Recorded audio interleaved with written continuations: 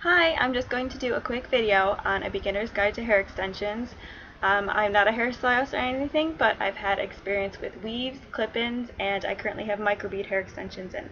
So I'm just going to do a little overview of what each type actually is, how much it might cost, how long they last, and just pretty much trying to help you figure out which one you should choose. So the first type of hair extension that a lot of people get are just clip-in hair extensions. They're fairly high cost depending on the quality of the ones that you get. By the way, I'm not paid to do this. I'm not being endorsed or getting free products for anything. I'm just telling you what worked for me. So I have Luxie hair extensions, which I know a lot of people don't like and a lot of people have good experiences with, but I had a good experience with Luxie hair extensions. I'll just show you, this is just one of my ones. So hair extensions are called wefts, by the way, just one unit is a weft. So most of them have the same kind of clip, just like that, and they're sewn to like a little piece of cloth, and they come in at varying lengths. Mine is really long, I think it's 22 inches. So basically you just buy one, they're all human hair, and you would clip them in under your hair, and it only lasts, however long they're clipped in for. Like, they're mostly good for just if you want to have long hair or full hair for one night. You can put them every single day, but it takes about 10 minutes to put them in, and I just didn't have that kind of time. So, but basically clip-ins are just good if you want like a quick fix. My Luxies were I think 129 or 130 or something like that. I'll put the link below. So I would say that if you have kind of shorter hair, it is kind of hard to blend in clip-in hair extensions. So I'd say you should have long enough hair anyway. Maybe, that would probably be the shortest that you could possibly get away with. It depends how good you are at blending, just so they look natural. My hair isn't very well blended, as you can see. But basically you don't want to have, one color hair to here, and then all of a sudden it changes texture and all that kind of stuff and looking kind of fake. So you should have long enough hair for clip-in extensions. So they're not great if you have drastically short hair and you're trying to increase the length by quite a bit. So I'd say if you have chin length or up, then you should probably look into another type of hair extension. So if you find yourself wearing your clip-in extensions every single day of your life and you're getting kind of sick of having to take them out to go swimming or waking up on a night out with some guy in your bed and you have like hair extensions falling out and all over your pillow and stuff, then you could try looking into something more permanent. So the first kind of semi-permanent hair extensions I got was a weave, or sew-in hair extensions as they're called. So basically what a weave is when they cornrow or braid your hair all the way up your head. I got a partial weave, which means they leave kind of like a mohawk of your real hair out, cornrow the rest, and they sew hair to your hair extensions. I thought for some reason, it was probably stupid of me to think this, that I could take my clip-ins, take out the clips and use that hair, but you can't. They're kind of sealed differently at the top, so you'll have to buy different hair even if you have a clip-ins, which is probably obvious to everyone but me. But the kind of going price to get the cornrows done, the weave put in, is about $50, and that's not including the price of hair. Hair quality is really important if you want something lasting for a weave. You could probably get away with having, it's called yaki hair, or unlabeled hair for clip-in hair extensions, just because if they're starting to look ratty, you can just kind of take them out and throw them away. But I made the mistake of buying cheap hair for my weave, and you can't take it out by yourself, really. Or if you did, it would take maybe a few hours and the help of a friend to take it all out.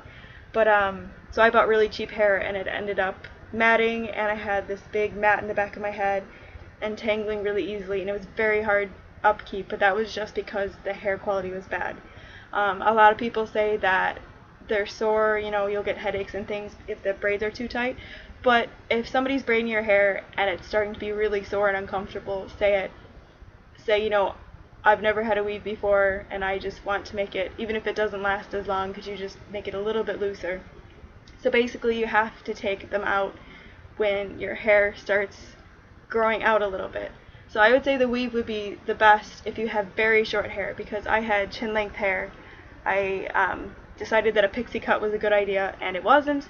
So I had very, very short hair, and I was still able to do it all.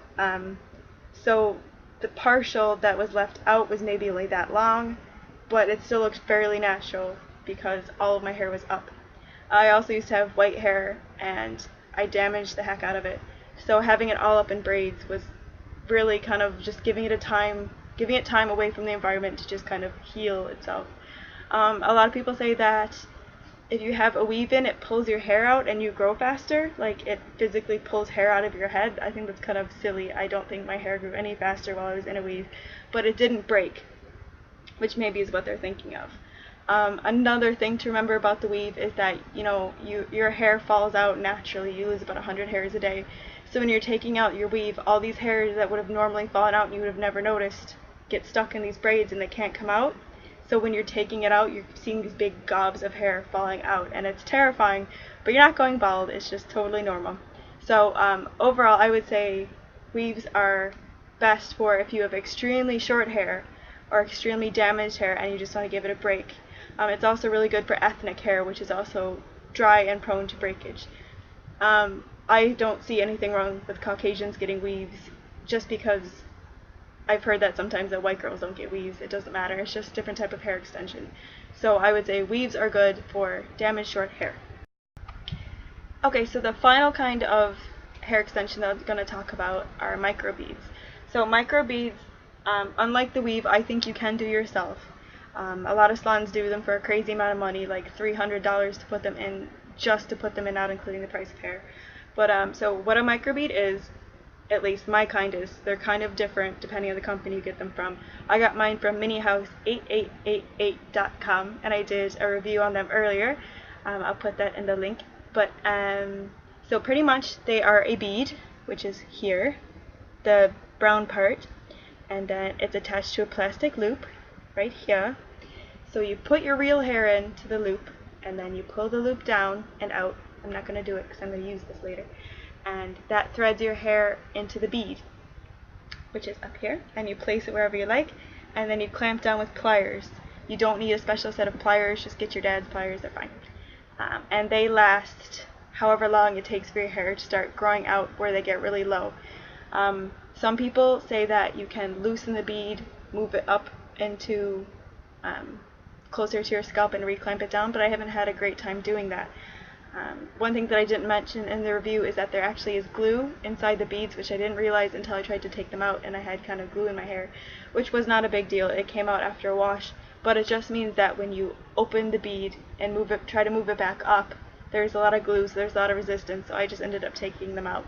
But they're only about $30 for a set, and it's really good reamy hair. It does not tangle. So I just kind of bought new ones, which seems wasteful, but oh well. But so I would say microbeads are good. You can do them yourself. Like I said, the set that I got was $30, including shipping, and they are good for longer hair. Again, with the like with the clip-in extensions, you're gonna see if you have really short hair, you're gonna see it, especially in the back. You'll get these little mullety pieces sticking out here, no matter how much you try to blend them. So they would be good for longer hair, but they're a lot easier upkeep than a weave, and they're semi-permanent. So mine have been in for about 6 weeks, but it really depends on how slow your hair is to grow. So far, I think I'm going to keep going with the microbeads. I liked my weave while I had it, but it was hot and itchy, and you couldn't scratch your head, and you couldn't take normal showers. You had to wear a shower cap like an old lady, and then you'd be washing your mullet in the sink, and it was just this whole ordeal. So I would say if you have short, destroyed hair that you wrecked by bleaching it too many times, and you had to cut it all off, get a weave for about 3 to 4 months until it grows out enough to get the microbeads, because I think they're cheaper because you can do them yourself. You might need one of your friends to help you with the back of your head if you don't want to be like that all day. There's a lot of videos on how to do them yourself, how to put them in yourself, and how to take them out yourself. So overall, I would say clip-ins if you just want a quick one night out kind of special occasion kind of thing. Weaves if you have short damaged hair, and then microbeads for long-ish hair that you just want to get more volume or length out of. So I hope this video helped. I'm sorry if everything I said was really obvious, but I didn't know these things when I was getting into it. So thanks so much, guys. If you have any comments or anything, just leave them in the box below. Thank you!